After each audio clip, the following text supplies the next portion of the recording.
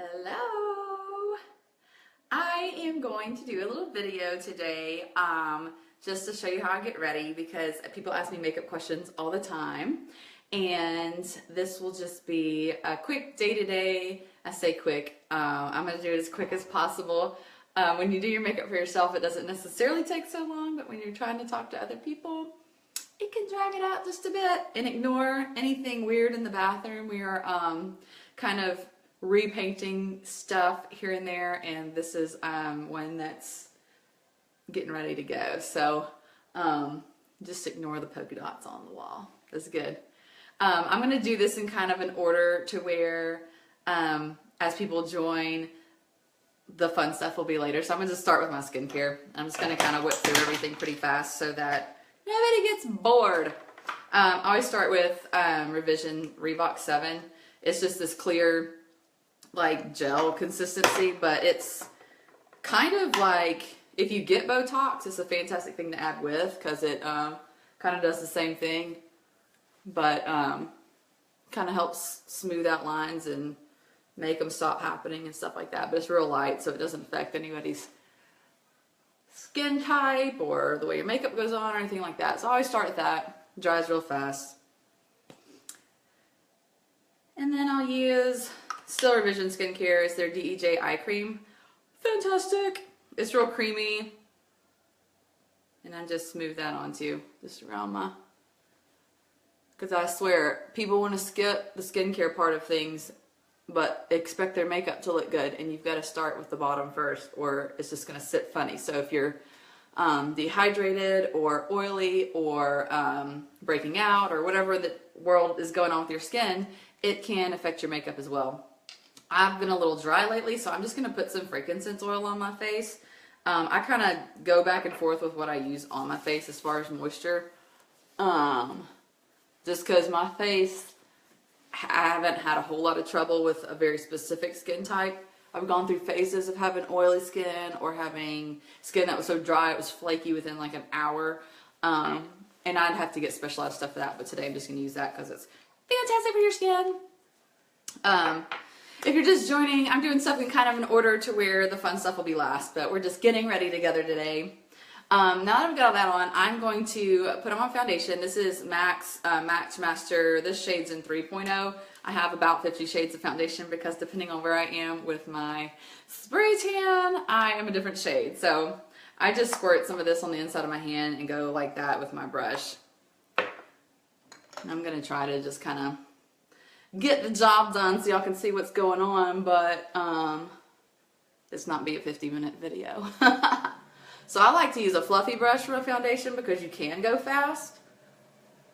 Because it's like, as opposed to the paintbrush type, which is more typical, you're not fooling with having to get lines out or anything. I just dip it in, this foundation I squirted out, and then just go in circles. And it buffs in really fast, but it gives you a pretty finish. And always go on down to your neck. Your foundation should match well enough to where it's not a big deal, but you do not want a line at your chin. That's the worst looking thing in the world. Because a lot of times, even if your foundation matches, if you're using a different tone, maybe, than your actual face color. Sometimes if you're too red, you're going to want a more yellowy, you're just trying to combat skin tones to make yourself all look like one. So whereas if your face is lighter than your chest, you might want to use a darker foundation. All those kinds of things. You just want to make sure it's all blended together so nobody is like, ew, what did she do? So I got that on. Then I go in with my foundation. This is MAC's Pro Longwear Foundation. It's just it's in a little pump. I love it because it's got very full coverage, but it's liquidy and easy to put on, easy to dry. It's not going to crease all up in under your eye or anything, and you can use it in any part of the face because a better coverage concealer that's that creamy, you can't use it under your eyes or it's going to crease up and look awful. So that was that fast, and obviously you can see the difference. This eye's way brighter than this one. You'll see a common thread as I do makeup. I want anything that's going to be fast and stay all day. If it doesn't go on fast and if it doesn't stay on, I'm not even going to bother. Because although I want to look good, I don't want to have to worry about it. I'm not one who's going to touch up all day. I'm not one who wants to be in the bathroom for an hour getting ready because I have a baby that could wake up at any second. We're just hoping he just chills for a little while.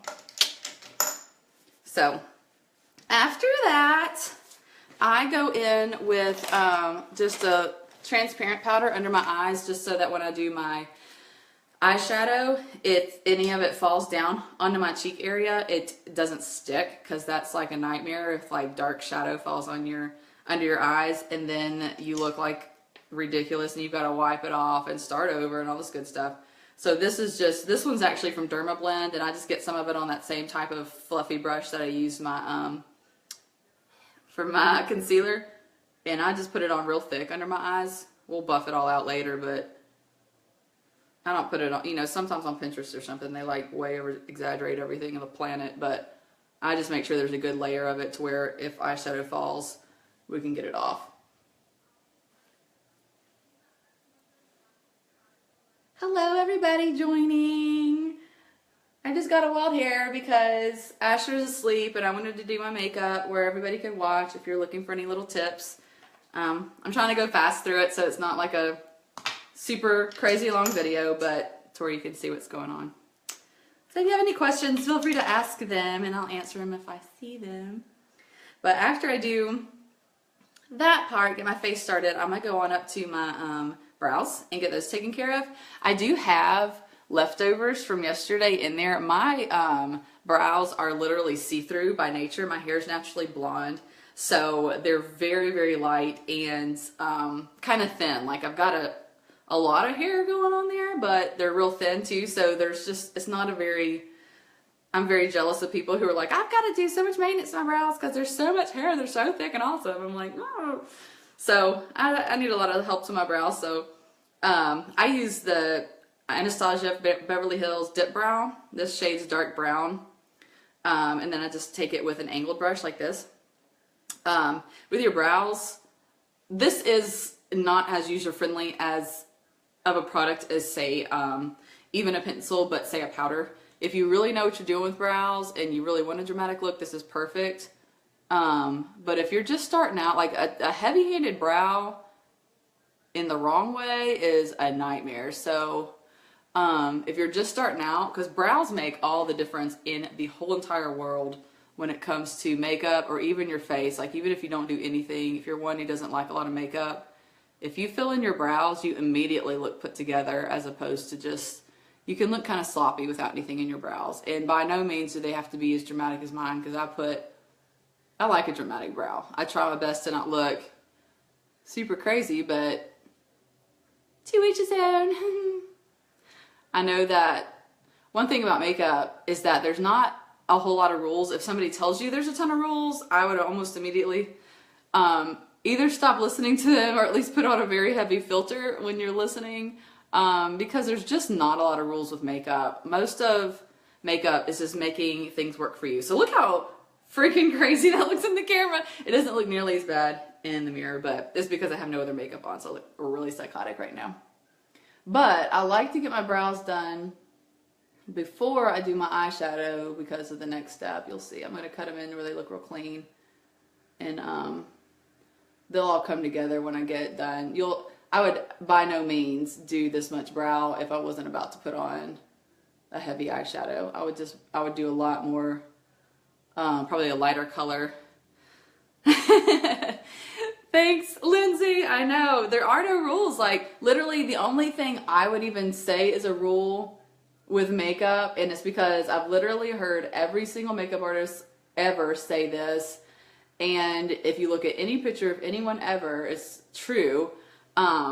If you only, when it comes to eyeliner, never just line the bottom. That's literally the only rule I've ever thought to myself, heard anyone else say that I agreed with, and literally heard almost every makeup artist say, or anyone in beauty, because doing that it just drags your eyes down. You want to open your eyes all up, and you want to look more awake and more bright. And you know, even if you're doing a super dark makeup, which obviously then you'd have a top liner, but you just don't want to make your face look draggy and saggy. That's why people get filler and Botox and all these things. That's like the very opposite of what you want to do to your face. So you're always wanting to do everything up. even, you know, when people do wing liner and they feel like they fail at it all the time. Yes, Lindsay, if they pull the liner down and try to do their wing down or something, it's going to do the same thing. You're always going to go from your bottom lash line is usually a better guide to go up and out with it, because you're wanting to bring your face up. That's the whole goal of everything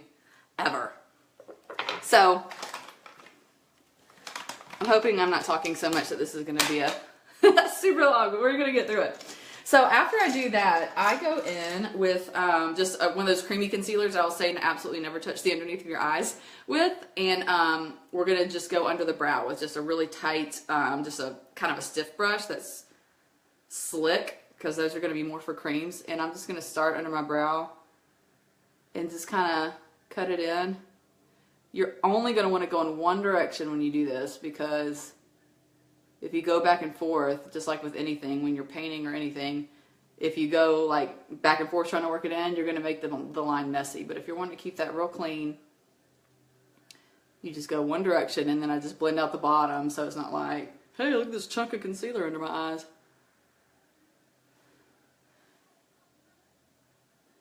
I'm going to do the same thing over here. And in the end, this all comes together. Everything looks crazy in the process, but that's kind of why I wanted to show, because people will get home and think they can't do their makeup because they don't like the in-between steps. But the truth is, there's just a lot of in-between steps, and until it's finished, it's just not finished.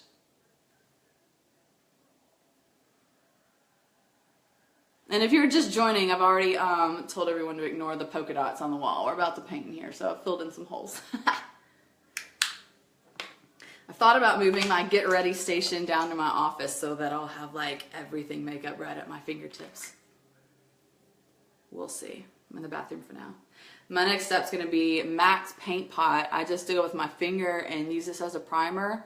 This one is called Painterly. It's just a matte shade that's very neutral, so it just kind of wipes out any like veins or darkness or whatever in the world you got going on your eyelids. And it's matte, so it's going to, whatever in the world you put on it will look good. Sometimes if I put a shimmer cream on first, then if you put a matte over it, it looks weird. And if you want a shimmer, that's great. But if you don't, with a matte, you can put a shimmer over it. It's really going to pop and stick and all that kind of good stuff. But do that first, just a thin layer. And then I'm going to go on with my Melt eyeshadow stack. This one is the Love Stick stack. And I love these. They're just magnetic and they all stick together.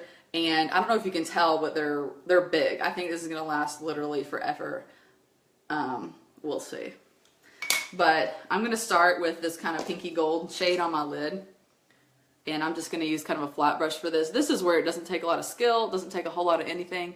I just pack it on my lid with whatever brush you got. The thicker or the denser a brush, the more color you're going to get on. If you use a fluffy brush, it's going to be really sheer. I don't want this sheer, so I'm just shoving it in there.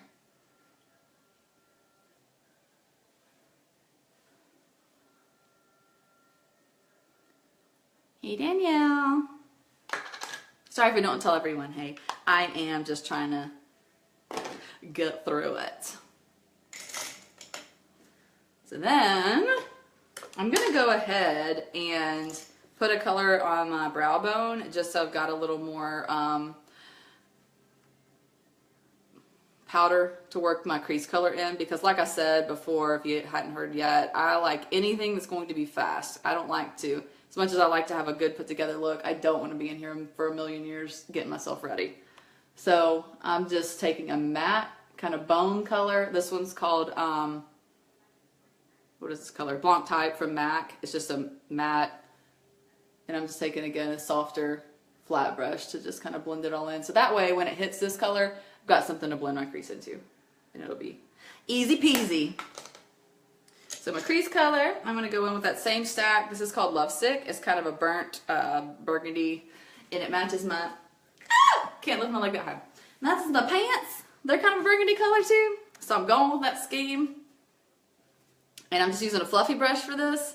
This is the 217 from MAC. It's my favorite because it's kind of stiff. It's not like huge fluffy. You want to go with, when you choose brushes, you're wanting to kind of go with your eye shape. So if you've got a gigantic eye with a lot of space that's going to be fun to play with, get a bigger brush. That's fine. But if you've got a tiny eye, you don't, I consider mine somewhere in between. If you've got a smaller eye, you might want to even grab a smaller brush. You know, you want to keep it fluffy so you can blend, but you want to go with your size or else you're going to have shadow everywhere. So I'm going to go in, I start with the corner, because if you've gotten too much on your brush, that's where you can fix it. If you start up here, you're just screwed. You're going to have a weird polka dot up there. So with eyeshadow, I always start with just a little, and then you blend it to how dark. You know, you just want to keep adding layers. You don't want to try to go in and get it super dark all at once. And I'm just going back and forth like a windshield wiper, and I'm spinning like in a circle, because that's how we're going to get that airbrush look. And I'm keeping the majority of my color right here in the crease, but you'll see I always start out here so that by the time I get in here it's leftovers, and by the time I get farther up here on my brow bone it's leftovers, because you don't want, that's how you keep from getting that real dark like line up there.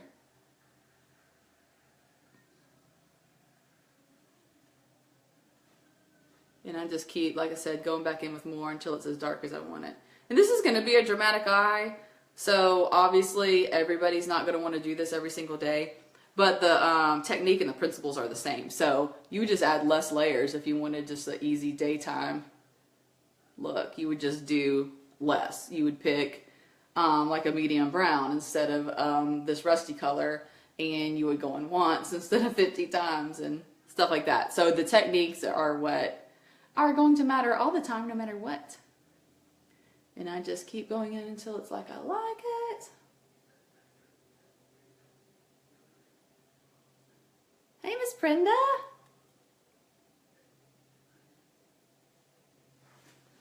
Okie dokie. That's about good. So then for the corner, just to give it some depth, I'm going to put a darker color out in the corner, and I'm just going to go with Carbon from MAC. It's just a black. It's just black. And I'm going to take a teeny tiny brush, because with this, you certainly don't want to go crazy. I'm trying to get close so you can see. I'm going to start in my corner right here. And like I said, the tighter and smaller a brush is, the more color it's going to pack on. So you want to be careful with where you're putting this, because it's going to be there.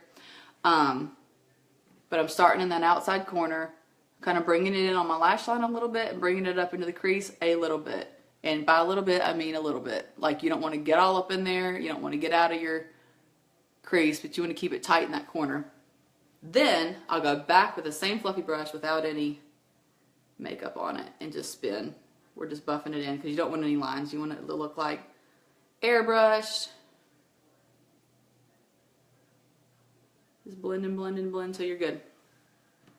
And then the same thing, like with your crease, you're just going to go back and add more if you want more, or if you're cool, then you're just going to leave it alone. Or sometimes I'll finish my liner and my mascara and all that good stuff, and then be like, oh shoot, I need some more, and I'll go back. No big deal. You always want to go back rather than being like, crap, I wish I had less, because then you're in trouble if you get too much, because you can't pull it off. You got to start over. Nobody's got time for that. That's why one time I was getting ready for this wedding. It was Emily House's wedding. I've got the picture on Instagram just to show everybody. And I was using a new makeup palette that I was not very familiar with. And it was this daytime wedding, and I put on so much makeup and did not mean to, because I didn't know how the colors were going to pay off. And I felt like I looked like a hooker for a daytime wedding. But what do? I didn't have time to pull it off and start over, so I went with a very, very dark eye for a 2 o'clock wedding, or whatever it was. I don't remember, but it was daytime, and I felt inappropriate. But then again, it's me, and people are used to seeing me in makeup. So all I'm doing now is I'm pulling a little bit more of that rusty color back in over that black, because I want to keep it real warm. And I just took that same tiny brush I used a minute ago and went under my eyes. Just because if I'm going to have a liner down there, I'd much rather it be real soft as opposed to the harsh liner I'm going to put on top. Hey Anna, how are you doing? Just going to brush off just in case. That was a powder. That was this shadow from my Melt Cosmetic stacks. This is from the Lovesick stack. This one's called Lovesick. It's this rusty kind kind of reddish burgundy color. And I just had a tiny brush that I put it under there. And I'm going to go back with a legit liner on top. But you don't want to be too harsh underneath your eyes, because it's just, there's very few people who look good with like a real strong underneath liner. If you've got naturally darker skin complexion, like a real olivey or something like that, some people can handle a real dark liner underneath, but more likely, we'll see how this works out. I've got to see this real good. And my mirror's far away. So this is Kat Von D's tattoo liner in Trooper. I love this sucker because the idea of like a liner that's like a marker is fantastic, but most people's, the tip dries out in like one day, but this one stays good and wet with product the whole time. Like I've never had a problem with it, which is fantastic, because if you do a wing liner or anything like that, you need it to be good and wet, or there's no point in even having there's just no point. So this one's my favorite, hands down favorite.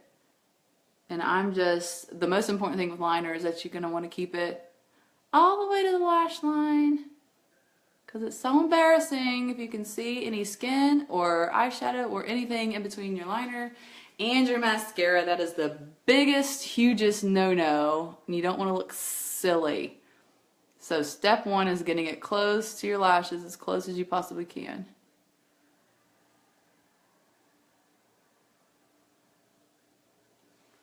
So once I've got a basic line down, let me look real close to make sure I don't look stupid.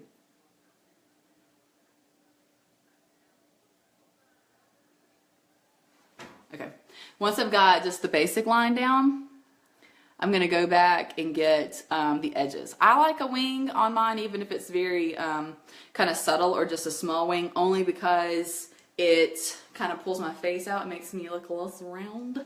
So I was saying earlier, this bottom, your bottom lash line is kind of what you're wanting to follow for a wing liner, as opposed to if I followed my top liner and just whipped it around, my eyes would look like they were like literally falling off my face, because they would just be so turned downwards, and you're wanting to turn everything up.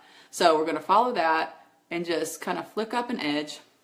And I kind of make both edges match before I get to filling in, just so that I kind of have a guide. So that's where I go with it, if you can see. And then I just come back and connect it. It's hard to do from a distance. I'm not screwing up. Connect it to my line. Just make sure it's smooth, and then I fill in.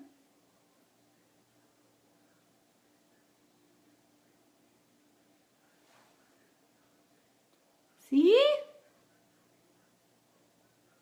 And so even, from a distance, from up close, it's not a dramatic wing. It's just enough to kind of elongate my eye and make me look less. It slims my face a little. Obviously, any makeup trick's going to be subtle, or you're going to look dumb in public. But any little trick you can do helps. So if that's a concern, a wing liner might be something to practice. The dramatic contouring and all that kind of stuff that you see on Pinterest or on Kim Kardashian pictures and all that kind of stuff is fabulous, and it does work, and it's legit, and everything they show you in principle is perfect.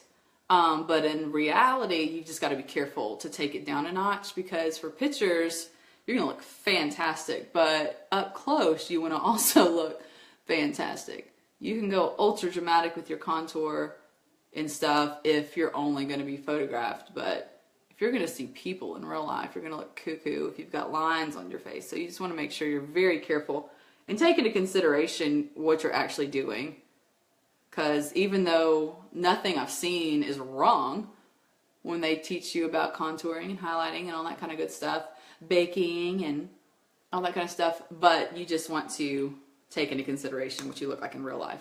So you want to take their principles, but then apply it to hey, it's daytime outside and I probably don't need to go a million shades darker than my skin. Maybe I should just go a little bit. Oh, thank you, Kathy.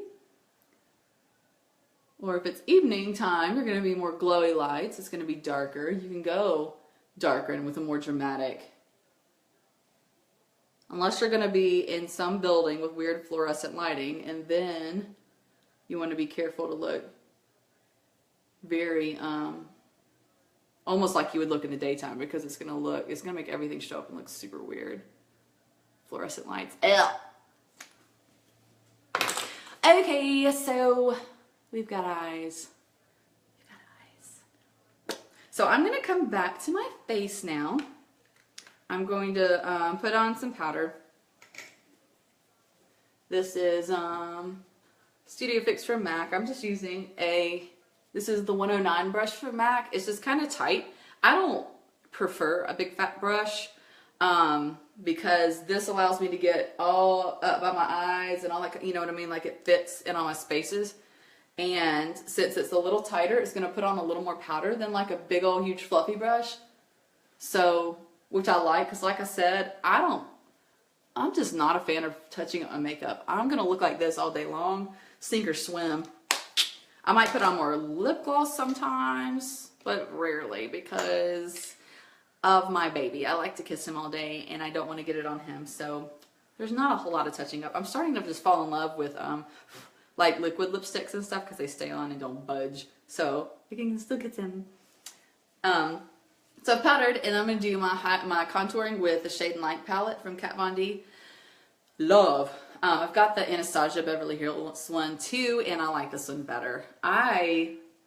It comes with like 3 highlight shades and 3 like contour shades, light, medium, dark. I, at the moment, am mixing the light and dark.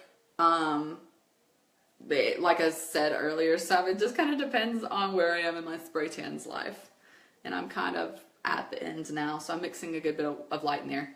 I'm just using an angled kind of face brush. You can use a regular blush brush or whatever. The point is, like when you smile, where that bone is, you're wanting to go right underneath it. Because whereas you would put your blush right here, you want to go under with your contour. Because anything dark is going to recede, and anything light is going to come out. So that's why you highlight like the tops and stuff, so that it just makes your cheekbones pop. So you want that line, and don't forget to get all the way back towards your ear because you don't want to see where a line starts because that's embarrassing. I'm going to do the same thing over here. This is the harder side for me because I'm left-handed. The other side might be harder for you guys to make it real natural.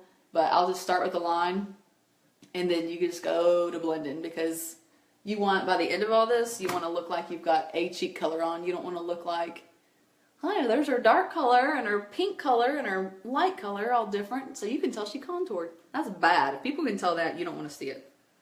And then I'm going to go with the medium and just kind of get my hairline just to make it look like I've got a little more color than I do. You could use a bronzer here also. This color works for me, so I just go with it. Hey, little mama! My friend Ashley is pregnant and I'm so excited for her. So I just do that.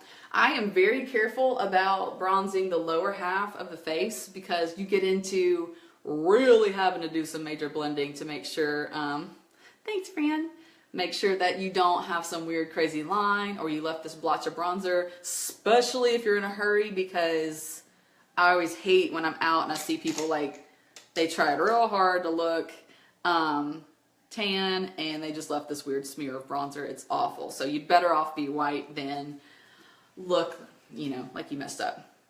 And then I go back with this is banana powder from Kat Von D. A lot of people have like a yellow type of highlight powder, but it's matte. It does not have shine. You do not want shine in this area, but just in this triangle from your eye to your nose and back up, right here, you want to be bright and fresh. You want zero shine right there, but you want it to be a little lighter than everything else. Not like bizarre lighter, like you don't want to go buy 50 shades lighter on your concealer or something like that, but just kind of brighten it up with some banana powder. And again, just using a brush to fit the space. You want to use a small brush. And this one's got kind of a taper on it, so it's real easy to fit all up in your eye hole.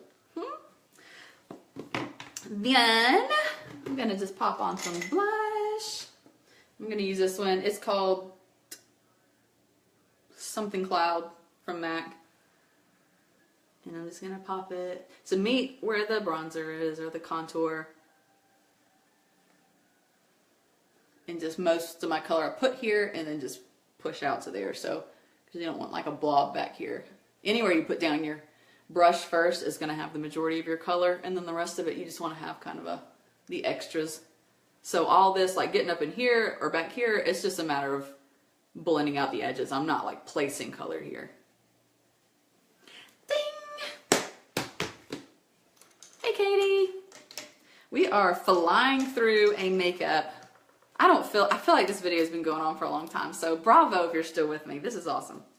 I'm trying to go quick so nobody gets bored. So if you have questions, just ask.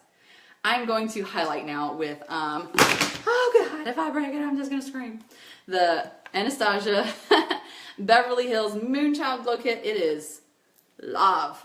What's so fun about highlights these days is people are doing much funner ones. It doesn't have to just be a tan or a pink or whatever. This one's called Star. It's kind of silvery, and I'm just doing it because I've already got a lot of color going on my eyes. I don't want to compete too hard. So it's kind of a silvery glow, and I just hit the top of my cheekbones. And boom! As opposed to this one, it's just nice and normal. This side's awesome. The storage is almost full on my phone. That's not good. I'm going to do the same thing over here. The video goes down is because my phone's full. I can't imagine why though, so whatever. And I'm going to get the top of my nose. And this is great for people that are dry like myself because it just kind of makes it look like you've got moisture in your skin. And I hit my Cupid's bow and my chin. And I keep it off my forehead because I have texture problems on my forehead. Like, obviously, I've got lines, I've got pores up there, whatever. If you've got places where you struggle with texture, leave off the shine. That's going to make them like explode and look really awful. So I leave highlighter off of my forehead for that reason. But I don't have any lip colors in my bathroom. They're all elsewhere. So I'll post an Instagram picture of the final product with lip color. But this is it. This is really my go-to makeup. It took forever today, but I can do this in 15 minutes if I'm not talking and I'm concentrating. So, boom! If you have any questions about anything, just comment below. If you want a more detailed video of ever... I know, Katie, I've got piles in my purse. I have to clean them out like all the time. If there's any videos you guys want like a very detailed something over, just comment or something and let me know and I'll do a more detailed video. But that was a very fast as I could do it overview of what I do. Almost, if I get myself ready, it looks like this pretty much, unless I try harder to do something extra fun. But this is my go-to. Your go-to may be a version of this or a lighter version of this or whatever in the world, but the techniques stand no matter what colors you pick, no matter what you do with your face, the techniques stand. Point is, you want to feel comfortable and confident when you walk out the door. Like, I don't care if you've only got one eyeshadow on and mascara. You just need to feel confident. Like, that's the whole point in makeup, is to bring out the features you already have and for you to feel awesome when you leave the house. Because if you feel awesome, you'll act awesome, and I swear you'll just rock the day. And that's what the whole point of any of this is just feel as good as you feel inside. Like, you've got great ideas in your brain, so you want to look like you can actually make those happen. And that's just feeling good about yourself. So lots of makeup, a little bit of makeup. Let that be the point, and just have fun with it. Loved hanging out with you guys today, and I hope you have a great rest of your day.